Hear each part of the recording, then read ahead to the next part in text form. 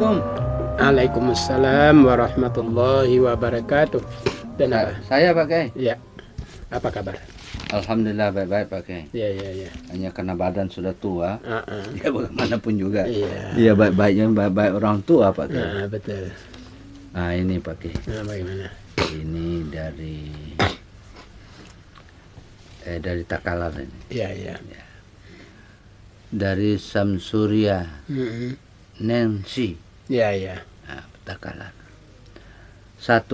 Apakah kuis-kuis yang ditayangkan di TV, televisi atau di radio itu yang hadiahnya ONH, ongkos naik haji, atau yang lainnya itu bukan judi?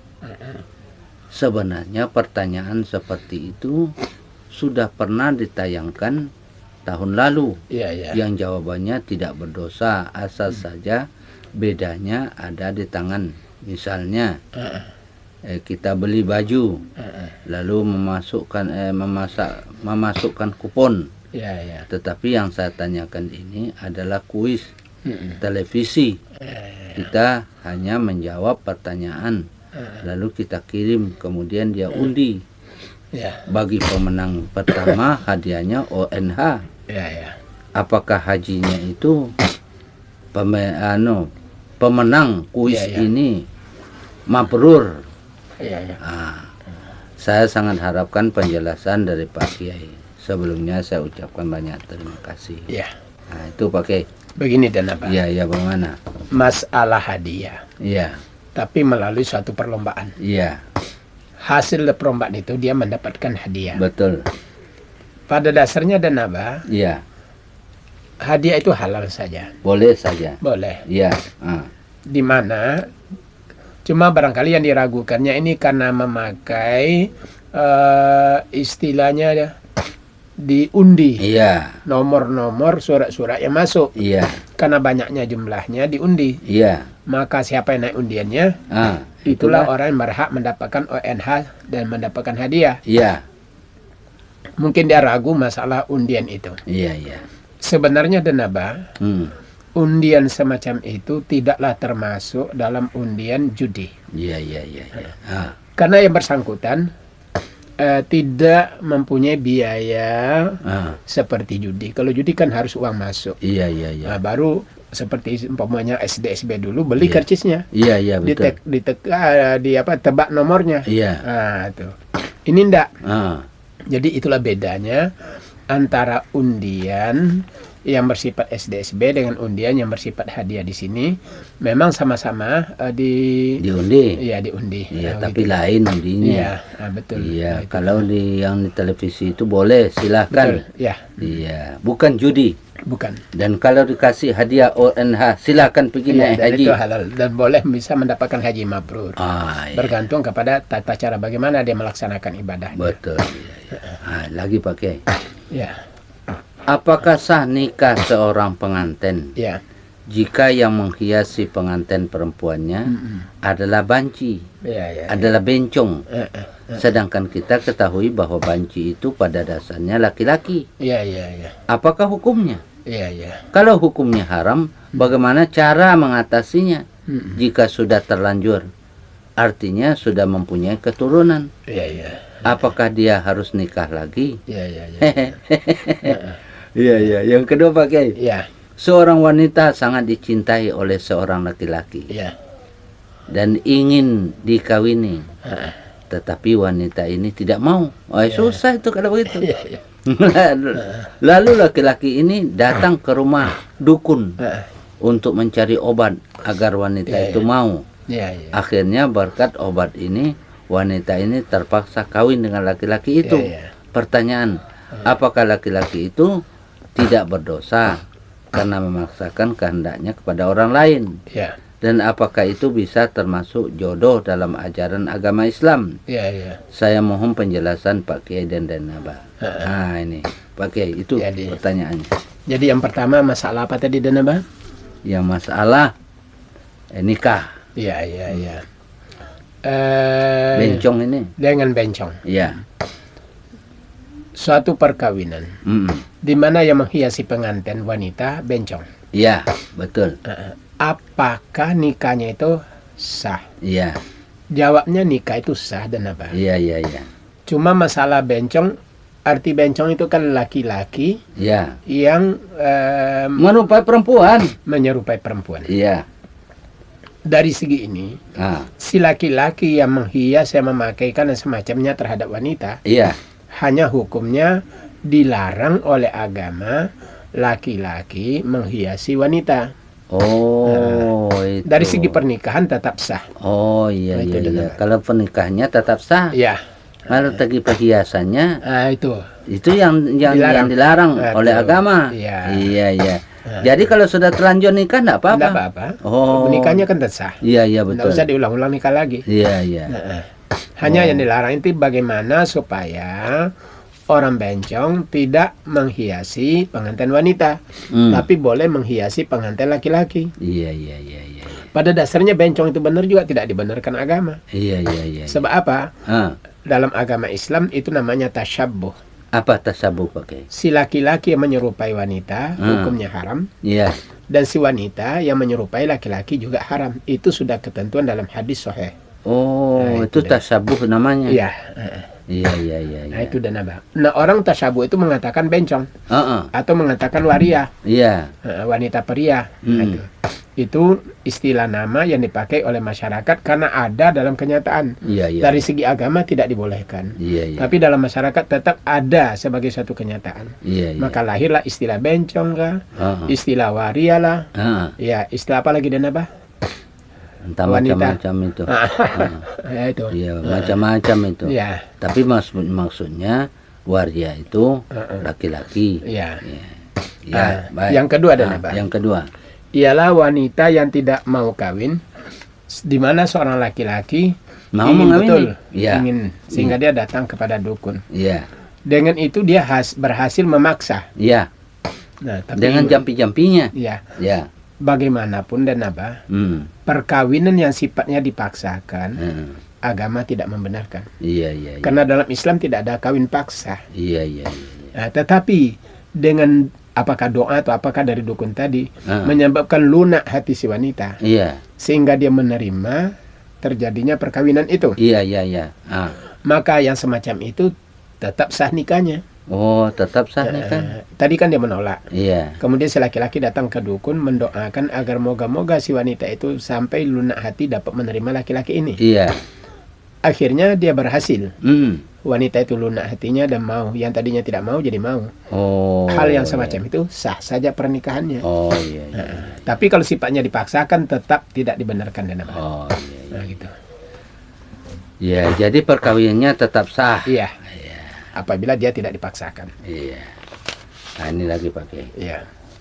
Dari Sumatera Selatan. Oh iya, jauh tuh. Ada jauh. Dari Sumatera Selatan. Dari Palembang barangkali. Iya, ada. Banyuasin. Ah ya, Palembang. Nah, begini pakai. Ya. Atas nama Muhammad Soeb Farid. Bungin Desa. Apa ini, tidak usah pertanyaannya, saya lanjutkan ya. Karena di daerah kita ini adalah pokok tumpuan penghasilannya kelapa dan coklat. Iya. Dan ternyata tanaman ini paling 1,5 bulan Iya, iya. atau 2 bulan panen. Iya, iya. Begitu pula coklat, tiap minggu panen. Iya, iya. Yang ingin saya tanyakan, apakah wajib zakat? Ah. Yang kedua, kalau sekiranya tanaman tersebut wajib zakat, apakah tiap-tiap panen harus dikeluarkan zakatnya? Iya. Ataukah harus menunggu haul? Iya. Mohon penjelasan dari Pak Kiai dan Nabah. Nah, yang kedua, Itu dulu deh, Mbak. oh ya, ya silakan. Berbicara masalah kelapa Ya, atau coklat, ah, memang kalau kita berdasarkan kepada zakat pertanian dan apa, iya, ini coklat kelapa termasuk pertanian. iya betul. Maka zakatnya tidak diperhitungkan haul. Tidak perhitungan haul, Ya, tetapi perhitungan memetik. memetik, ya. Setiap memetik hasil maka dikeluarkan zakatnya. Iya, iya, iya. Tapi kalau itu kelapa dan nabah, ya, tapi syaratnya nisab tetap menjadi perhitungan. Oh iya, iya, iya, iya, iya. Nah, kalau di perhitungan setiap kali memetik, setiap minggu dia memetik, Iya. dan itu tidak akan mencapai nisab. Iya, Akhirnya kasih akibatnya nanti dan nabah orang ini tidak akan pernah zakat. Oh iya, iya, tentu. Iya. Minggu Tiap ini minggu memetik, dia petik. tapi tidak mencapai nisab. Iya, lalu dia jual. Dia jual. Ya, enggak sampai senisab. Iya. Iya. Maka kita harus berhitung dan nabah. Kita tetap akan mempergunakan haul barang jika pertanian itu memetik bersifat mingguan. Iya, iya, iya, iya. Jika memang tanaman itu bersifat tahunan, maka itu ya atau umpamanya 3 bulan sekali metik atau 6 bulan. Iya. Itu bisa kita perhitung setiap memetik kita mengeluarkan zakatnya. Oh. Tapi kalau seperti minggu begini, sepanjang tahun dia tidak akan dapat berzakat karena tidak mencukupi satu nisab. Iya, iya, iya.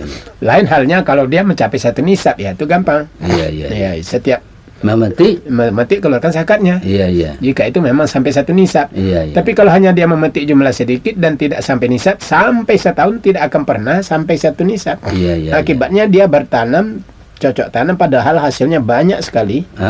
Ya kalau dihitung dalam setahun, barangkali sudah mungkin melebihi 3 kali nisab. Iya, iya, betul. Nah, itu. Iya, iya. Karena itu kita perhitungkan zakatnya tahunan dan apa. Iya, iya, iya. Begitu. Oh, jadi zakatnya dihitung tahunan. Begitu. Iya, iya. Lalu haulnya itu pakai? Iya, itulah dihitung haul itu tahun. Haul itu kan tahun. Iya. Nah, jadi itulah cukup 1 tahun diperhitungkan berapa pendapatannya. Oh, jadi tetap diperhitungkan haul ya? Iya. Karena kalau diperhitungkan setiap memetik, dia seminggu memetik. Iya, iya, iya. Tetapi tidak pernah sampai nisab. Iya, iya. Nah, iya. itu benar. Padahal kalau 1 tahun mungkin dengan perhitungan nisab 3 kali nisab dia dapat. Iya, Nah, iya. itu dan apa? Jadi tetap wajib Iya, zakat. zakatnya. Coklat tetap wajib zakatnya. Jadi hal-hal yang lalu itu jelas dua-dua wajib zakat. Iya. Yang kedua lagi pakai. Di daerah kita ini ada seorang wanita jauh dari bapaknya. Yang ada beserta dengan wanita ini saudara laki-lakinya dengan tidak pernah diberi wakil kepada bapaknya untuk wali. Jadi wanita ini adalah wali hakim. Apakah akan tetapi hakim itu memberi wakil kepada saudara wanita itu. Jadi saudaranya yang menikahkan. Yang menjadi pertanyaan, apakah sah nikahnya wanita itu? Ya. Oh ya, ini sudah diwalikan lagi ya. Iya. Bolehkah hakim berwakil kepada saudara wanita itu? Iya. Ataukah kepada sembarang orang? Iya. Yang ketiga, siapakah sebenarnya? Yang ketiga, siapakah sebenarnya yang boleh menjadi hakim? Mohon penjelasan dari Pak Kiai dan Nabah. Ya. Begini dan apa? Bagaimana? Seorang ayah yang mempunyai anak wanita dan mau kawin. Iya. Tetapi antara ayah dengan anak berjauhan tempat. Jauh, iya. Nah, bagaimana? Tapi saudara perempuan itu ada. Iya. Nah, apakah tidak boleh saudara perempuan itu langsung jadi wali? Iya. Jawabnya udah nabah. Perempuan. Selama ada si bapak, saudara perempuan tidak boleh menjadi wali nikah. Oh iya. Selama ada bapak, saudara perempuan tidak benar. Perempuan tidak benarkan menjadi wali nikah. Ya. Sekarang dan nabah. Jadi siapa yang menjadi wali? Iya. Untuk menikahkannya. Maka itu harus jatuh ke wali hakim. Iya, jatuh ke wali hakim. Ya, haknya wali hakim menikahkan si wanita yang mana ada bapaknya, ada saudaranya, tapi bapak jauh dari tempat, maka dinikahkan oleh wali hakim. Iya. Nah sekarang, bagaimana wali hakim berwakil kepada saudara perempuan itu untuk menikahkannya? Iya. Bagaimana? Apakah sah? Jawabnya itu sah. Iya. Oleh karena haknya diwakilkannya kepada saudara perempuan itu menikahkan. Bisa saja saudaranya kah atau orang lain kah, namun perwakilan daripada wali hakim itu dipandang sah. Tapi kepada wanita Pak Kiai? Bukan kepada wanita, kepada saudara wanitanya. Oh, kepada saudara wanitanya. Iya. Nah, sekarang siapakah yang berhak menjadi wali hakim? Iya. Itu keputusan daripada kanwil atau kepala kepala kantor agama. Karena tauliyah itu berada di tangan kantor agama. Iya. Jika kantor agama juga menunjuk orang-orang karena mungkin tidak terjangkau oleh kantor agama, maka di desa-desa itu dia tunjuk seseorang yang menjadi wali hakim. Iya.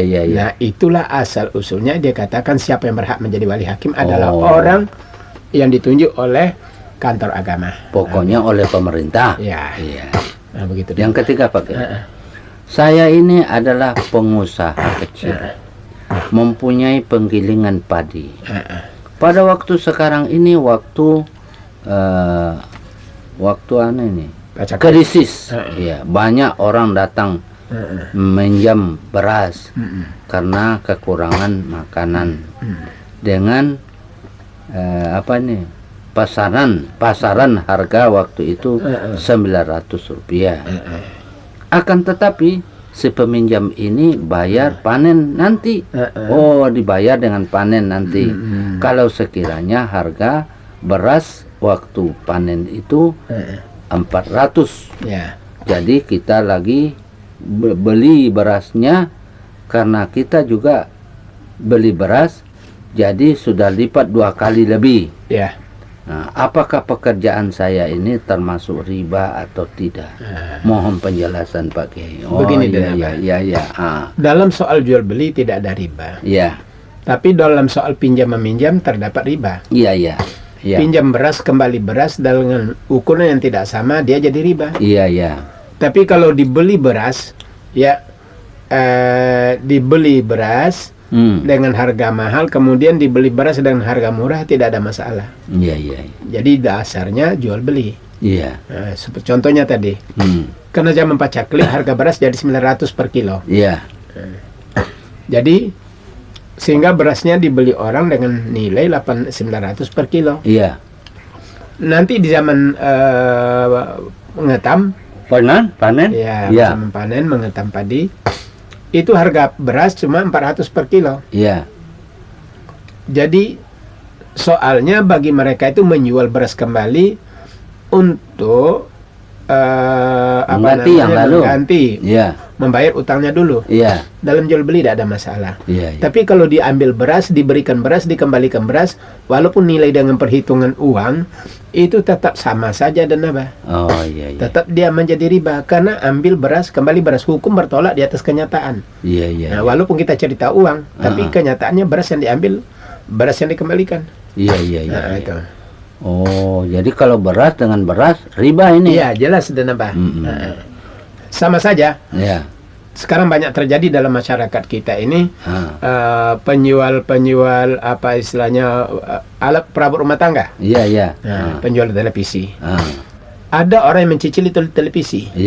Harganya mungkin 500.000. Tapi dia jual sampai 1 juta. Tapi dengan jalan cicilan. Itu tidak riba. Itu boleh? Boleh. Tetapi ada yang berpendapat biar saya sendiri yang beli televisi, minta saya uangnya saja. Dikasih uang, dikembalikan uang. Itu namanya riba. Karena ada orang yang mengatakan begitu, saya mau uangnya. Uangnya saja, nanti saya yang belikan sendiri, padahal dia tidak belikan. Uang yang diambil dan bayar dengan uang yang sifatnya berlebih, maka dia jadi riba. Begitu juga beras itu, ambil beras kembali beras, hukumnya riba. Tapi kalau betul-betul uang yang diambil kembali uang, tidak ada masalah. Nah, sekarang lagi Pak Kiai, tentang masalah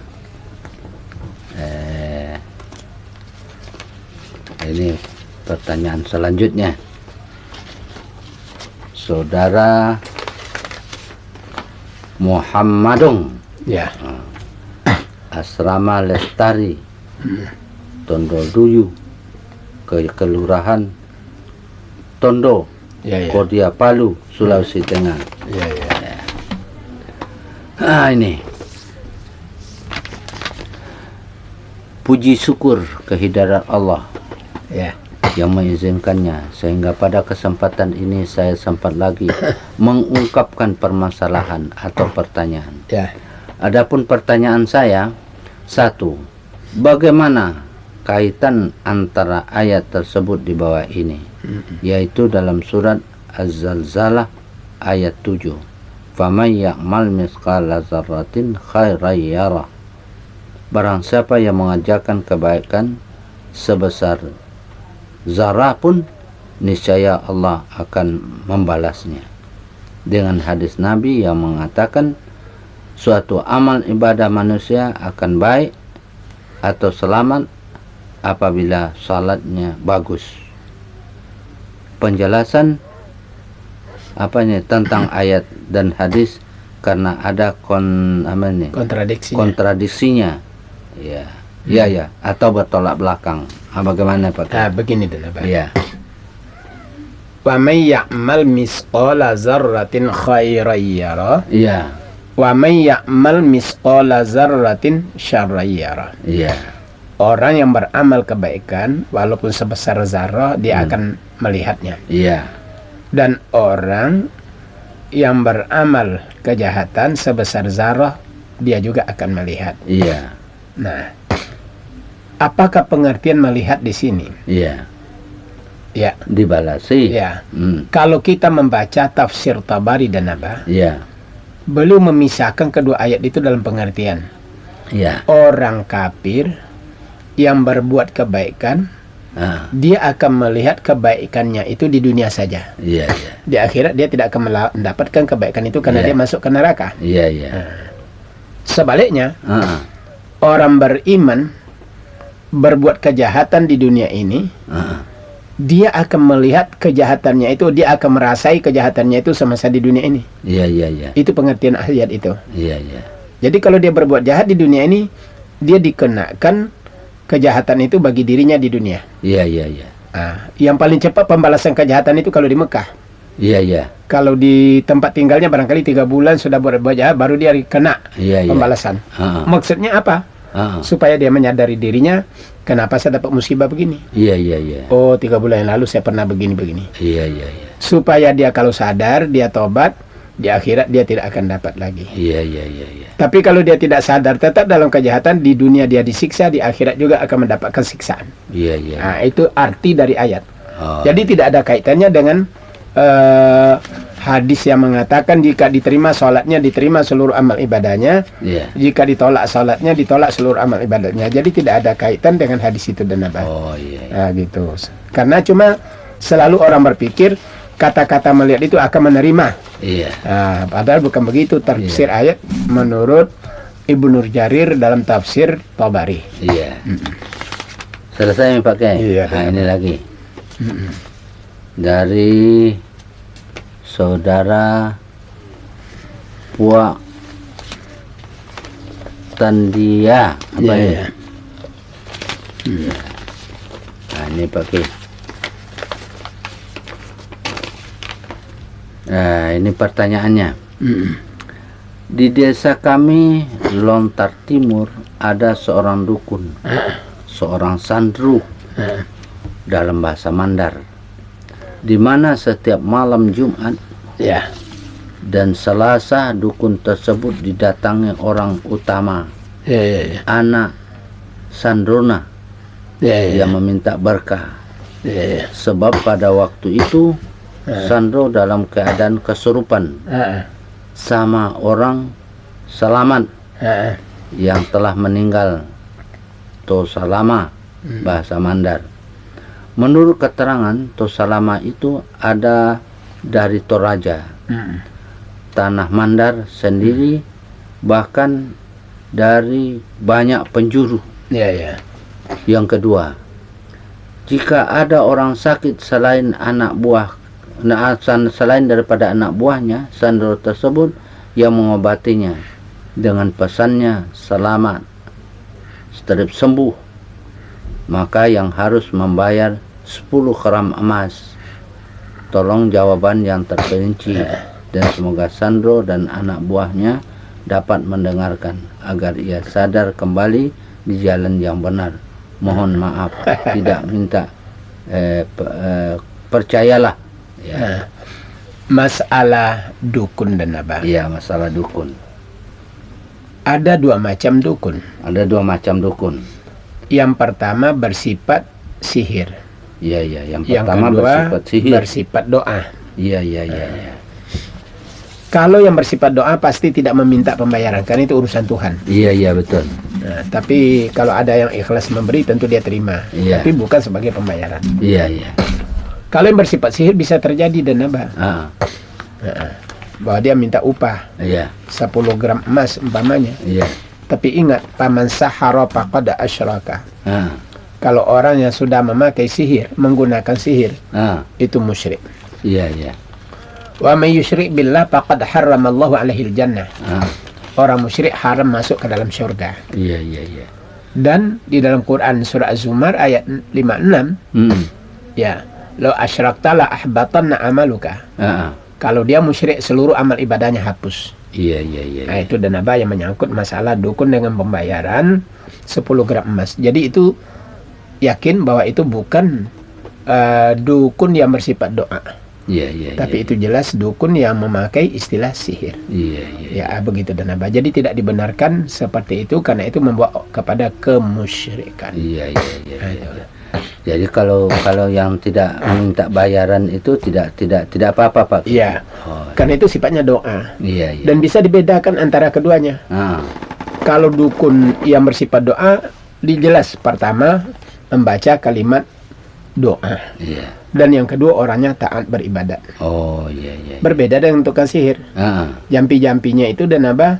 Bukan doa. Nah, Namanya jampi-jampi. iya. Kalau Syekh Muhammad Abdul mengatakan tidak dimengerti bahasanya. Iya, iya, iya. Ya, karena yang dipanggilnya adalah raja-raja jin. Nah, itu dan apa? Iya, iya. Dan yang keduanya mereka kebanyakan tidak sembahyang, itu tukang sihir. Iya, iya. Nah, gitu. Ada lagi pakai pertanyaan dari saudara siapa ini, Budianto dari Kalimantan Selatan. Iya, iya, iya, iya. Nah, ini pertanyaannya pakai. Misalnya seorang pemilik toko dari sekian banyak orang yang masuk belanja, ada seorang di antaranya yang menggunakan uang yang tidak beres. Oh, ada uang yang tidak beres.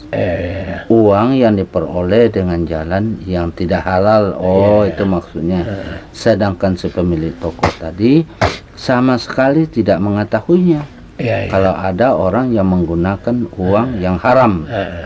Yang kami tanyakan, bagaimana dalam segi agama Islam tentang uang yang diterima oleh si pemilik toko?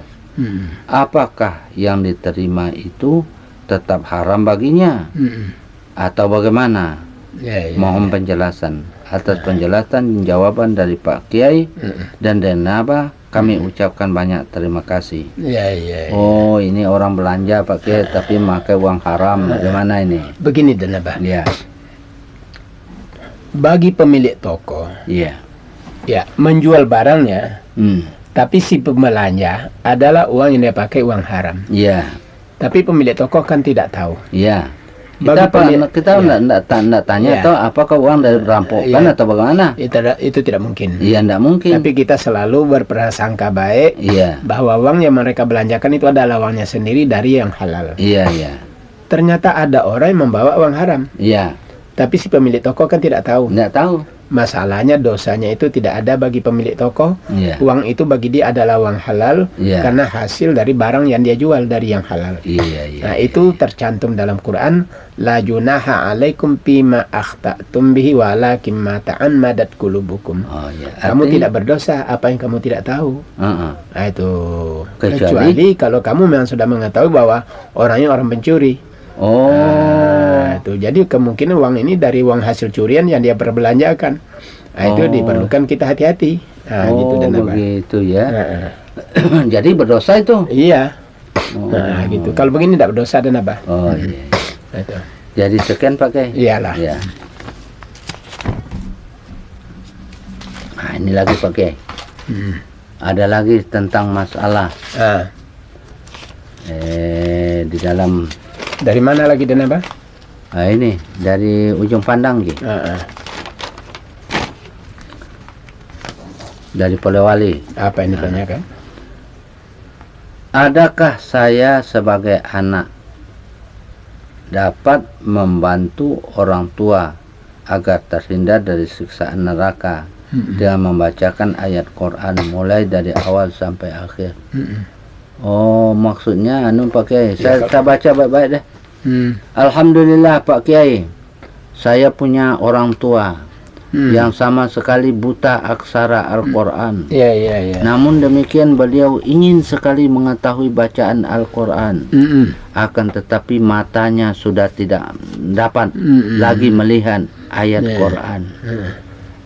Katanya dengan cara ceramah para mubalik yang mengatakan bahwa barang siapa yang tidak pernah membaca Al-Quran, maka tempat mereka cuma di neraka. Nah, sebagai pertanyaan, apakah saya sebagai anak dapat membantu orang tua agar terhindar dari siksaan neraka karena membacakan ayat Al-Quran mulai dari awal sampai akhir? Kedua, apakah Allah dapat menerima amalannya ini yang kuperuntukkan buat orang tuaku dengan membacakan saja ayat tersebut di atas, lalu mendapat nilai tambah untuk orang tuaku? Mohon penjelasan dari Pak Kiai dan Naba. Ya, bagaimana Pak Kiai? Begini dan Naba. Amal ibadat anak memang bisa membawa nilai tambah. Tapi tidak ada suatu jaminan dan Naba, seorang ayah yang masuk ke neraka dapat dilepaskan oleh seorang anak dengan mengaji Al-Quran. Itu supaya dipahami masalahnya dan Naba. Ya, amal ibadat dari anak yang soleh bisa memberikan nilai tambah bagi orang tua. Tapi sekedar nilai tambah. Tapi orang yang memang sudah ditentukan masuk ke neraka, anak tidak akan dapat melepaskan si ayah atau si ibu dari neraka itu karena membaca Al-Quran. Ya, karena ibadah bagi seorang muslim di dunia bukan hanya Quran saja, tapi sholatnya, puasanya, zakatnya, hajinya, dan lain-lainnya. Betul. Nah, ini sama sekali tidak ada. Baca Quran juga tidak. Nah, ini tidak dapat dijamin dalam ajaran agama Islam akan bebasnya seorang tua dari neraka akibat dari anak membacakan Al-Quran. Begitu dan Abah. Oh, begitu. Harus sendiri tahu baca. Nah, itulah sebabnya dalam agama Islam anak-anak itu harus diajar mengaji. Dosalah orang tua kalau 5 anaknya kelima-limanya tidak ada yang pandai mengaji. Tetapi sebaliknya berpahalalah orang tua kalau 5 anaknya kelima-limanya pandai mengaji. Betul. Nah, disinilah masalah mengaji ini dalam ajaran agama Islam sesuatu ketentuan hukum yang diperintahkan orang tua. Betul. Nah, itu mengajar anaknya. Begitu dan apa. Jadi kalau begitu Pak Kiai, kalau semua anak-anaknya itu pintar mengaji, sholat, puasa, orang tua akan berpahala. Oh, itulah nilai tambahnya. Itu. Kalau begitu Pak Kiai, saya mau permisi. Baiklah. Assalamualaikum. Waalaikumsalam warahmatullahi wabarakatuh.